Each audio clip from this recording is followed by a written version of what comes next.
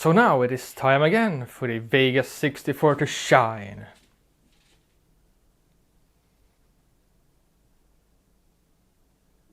Really?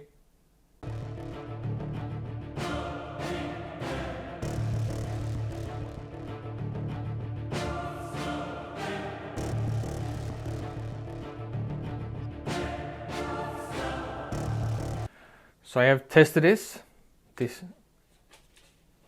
What the f?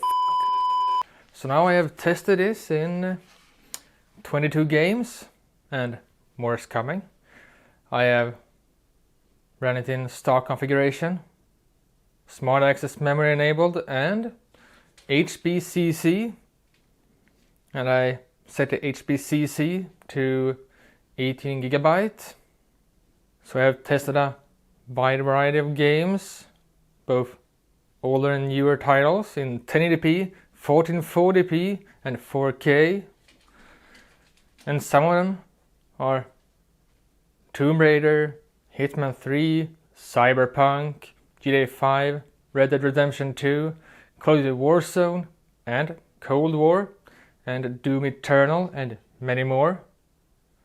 So let's go over the results. So now when I was editing this video, I noticed that I forgot some stuff during filming, so I'll quickly add it in now. And the first thing is the test system, which is an AMD Ryzen 5 3600 overclocked to 4.3 GHz, and it's cooled by the Cooler Master Liquid ML120L V2 RGB, and I have 32 GB of Corsair Vengeance LPX 3200 MHz, and everything is on an MSI B450 Tomahawk Max 2 motherboard, and it's powered by the Corsair HX 1200i, a 1200 watt PSU. So the final thing that I forgot to say in the video is that I launched a Patreon page, which will be linked in the video description. So go and check it out. Because now, let's continue with the video. So first up is Crysis Remastered. Running it in high settings with no VSync and no motion blur. And in 1080p. Smart access memory came out on top by having the highest average FPS as well as the highest minimum FPS. And the same trend follows in 1440p and in 4K. Smart access memory did do a great job in this title, and it's working as it's intended to do, so we're off to a great start. And here we have Red Dead Redemption 2. We're running it with a Vulkan API with a balanced number 4 preset and no VSync and no motion blur. And here, smart access memory did a great job once again. In 1080p, smart access memory had the best overall performance. HBCC had the highest average FPS, but smart access memory did have a higher minimum FPS. And in 1440p, the average FPS between the different configurations were not that different, just 1 FPS. But smart access memory take the lead once again in the minimum FPS, only by 2 FPS from the stock configuration, but 19 FPS from HBCC. And in 4K, smart access memory took this one again by having the highest minimum FPS, and between stock and smart access memory, the average FPS were the same, and HBCC got absolutely destroyed. And now it's time for Witcher 3, running it in high settings with no VSync and no motion blur as always. And in 1080p, the difference was not that big, at least between the stock configuration and smart access memory. HBCC got beaten here by them by having lower averages and minimum FPS. And in 1440p, stock configuration takes the win here by having the highest average FPS. So in 1440p, the stock configuration takes this one by having the highest minimum FPS, and it's only 1 FPS difference between stock configuration and HBCC. And in 4K, it was basically the same performance between all of the configurations, so it's not a noticeable difference. And Star Wars Jedi Fallen Order, running it in high settings with no VSync and no motion blur. And in 1080p, the stock configuration did a better job with a minimum FPS. And the averages is the same between stock configuration and smart access memory, but HBCC got significant lower scores. And in 1440p, smart access memory did take this one home by having the highest minimum FPS, but it did have the lowest average FPS. And in 4K, smart access memory takes this one by having the highest minimum FPS and the next to highest average FPS. And comparing smart access memory to HBCC in 4K in Jedi Fallen Order is, they are pretty far from each other. Smart access memory scored average 67 FPS, and HBCC did have a 33 FPS. And smart access memory did score a 49 FPS minimum, and HBCC scored 26 FPS in the minimum. And Metro Last Light, running it in high settings with no VSync and no motion blur. And in 1080p, smart access memory did get the highest average FPS, but it also got the lowest minimum FPS. And the winner here is HBCC by having the highest minimum FPS. And in 1440p, smart access memory and HBCC is performing pretty much exactly the same. There's only 1 FPS difference in the averages, and the stock configuration got around the same average FPS, but a lower minimum FPS. And 4K, it was pretty much a tie between them all, and they delivered the same performance, so there's not much to say there. And GTA 5, running it in high settings with no VSync and no motion blur. So this game did not favor smart access memory at all. In 1080p, HBCC was the victor in this one by having the highest average FPS, but it's only a margin of 2 FPS. And in 1440p, the stock configuration did do a better job than both smart access memory and HBCC by having the highest minimum FPS, and the averages were about the same for them all. And in 4K, all different settings did score the same average FPS, and HBCC did come out of this as a winner by having the highest minimum FPS. Stock and smart access memory had 42 and 43 minimum FPS, and HBCC scored 56 FPS. And Call of Duty Black Ops Cold War, running it in high settings with no VSync and no motion blur. And I'm not going to talk about HBCC because it came dead last every time by stuttering like hell. It was pretty much unplayable. So in 1080p, smart access memory did have the highest average FPS, but 3 FPS lower minimums compared to stock configuration. So I would say that smart access memory is the winner in 1080p. And in 1440p, smart access memory did have the highest average FPS and the highest minimum FPS, so clear victory there again. And in 4K, stock configuration did come out ahead by having both higher average FPS as well as some minimum FPS compared to smart access memory.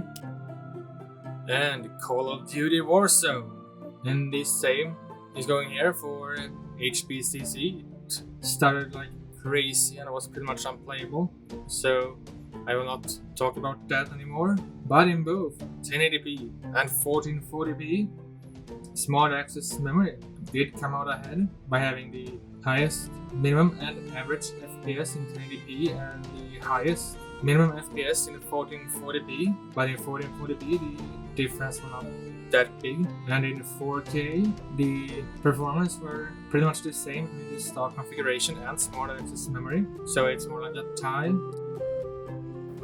And Cyberpunk 2077, running it in high settings with no VSync and no motion blur. And in 1080p, the performance were pretty similar. The stock configuration of smart access memory had identical performance, but HBCC did have lower average and minimum FPS, but barely noticeable. So in 1440p, the performance difference is pretty much the same as in 1080p, and 4K is, as expected, pretty much unplayable, and the performance were the same. None did get an advantage there, but this is a very demanding title, so I wasn't expecting that much of it. Resident Evil 3, running it in the balanced preset with no VSync and no motion blur. And in 1080p, HBCC did come out ahead by having the highest minimum FPS and the next to highest average FPS. And in 1440p, Smart Access Memory did destroy the competition here by having both the highest average FPS and the minimum FPS. And in 4K, Smart Access Memory takes this one as well, by having the highest average FPS and minimum FPS.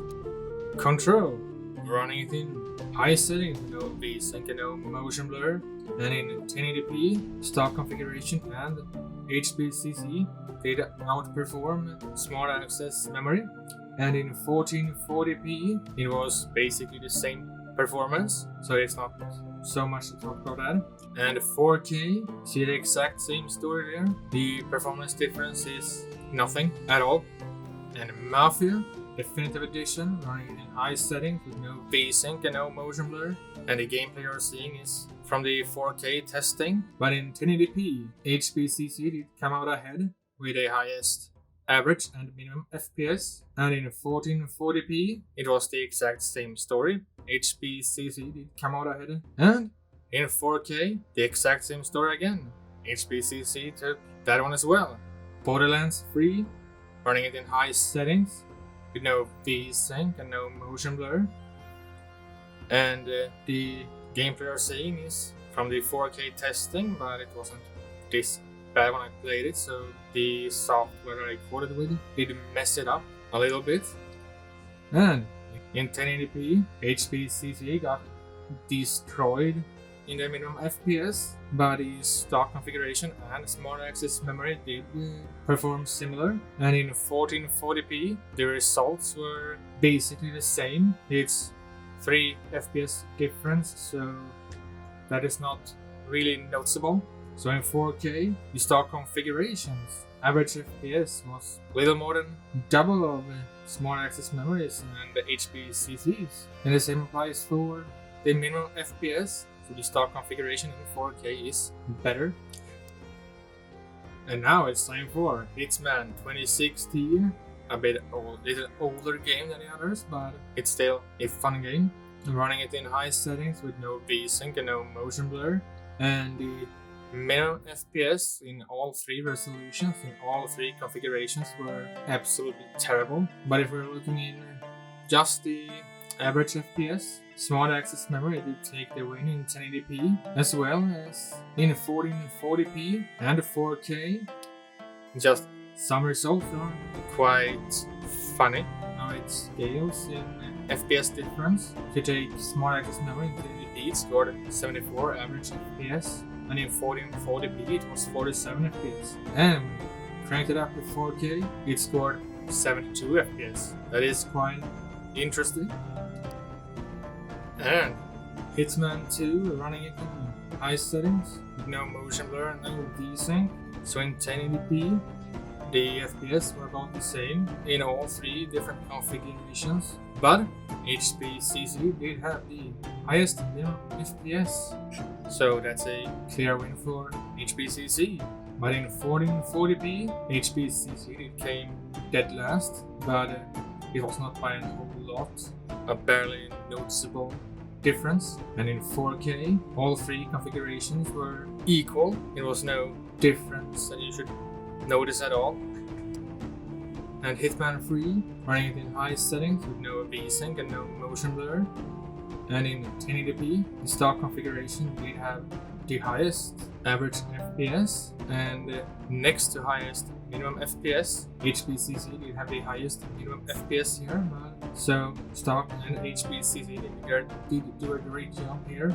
In 1440p, so in 1440p, Smart Access memory did score the highest average FPS, but the stock configuration had the highest minimum FPS, so the performance difference is pretty similar. And 4K, Smart Access memory did take the lead in this one by having the highest minimum FPS and the equal average FPS to HBCC, with the stock configuration coming in with the lowest average and minimum FPS. And Tomb Raider 2013, running it in high settings with no VSync and no motion blur, and in 1080p, HBCC did come out ahead with the highest average and minimum FPS, and in 1440p, the performance were the same between all the configurations, and the same applies for 4K, but it is an older title, but it's always fun to test a big variety of games. Rise of the Tomb Raider, running it in high settings with no VSync and no motion blur, and in 1080p, stock configuration did come out ahead with the highest average FPS as well as minimum FPS, and in 1440p, HBCC did come out ahead with the highest average and minimum FPS, and in 4K, Smart Access memory did outperform both stock configuration and HBCC in the minimum FPS by scoring 49 minimum FPS, and the stock configuration came in at 22 FPS and HBCC came in at 32 FPS, but the average between all those three configurations are about the same.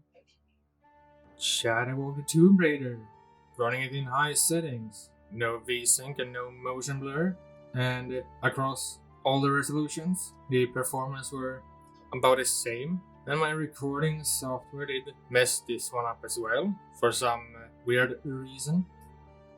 Doom Eternal, running it in high settings with no VSync and no motion blur, and in 1080p, the stock configuration came out ahead by quite a bit in both average FPS and minimum FPS, and in 1440p, Smart Access memory did outperform the other two configurations, at least in the average FPS, by scoring in 1440p.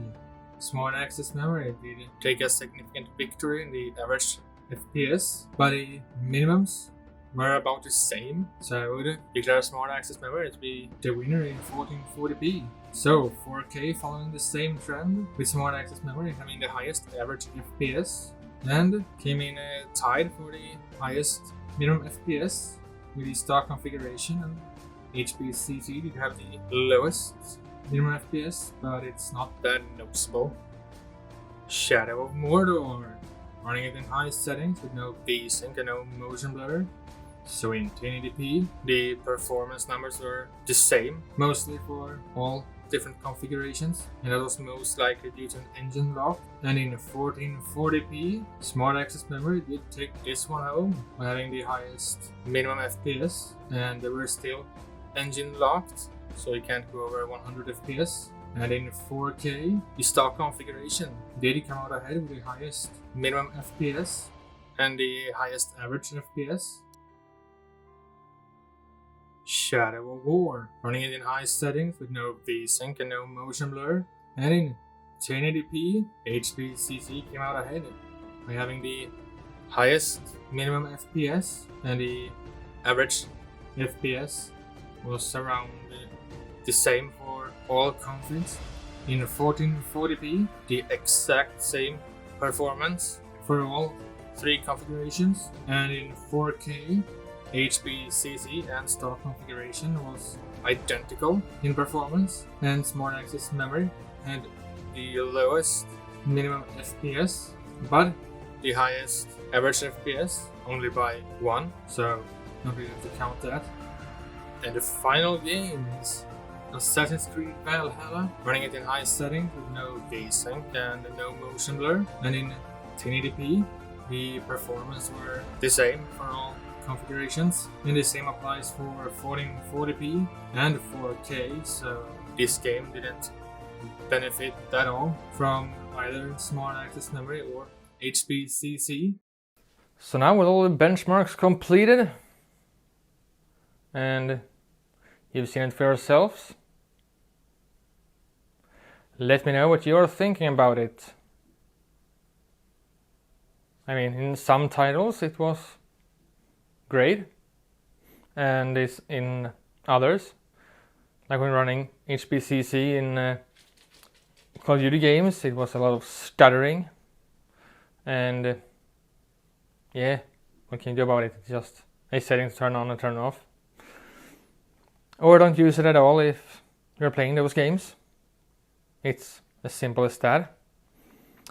And the more benchmarks and the gaming results will come very soon.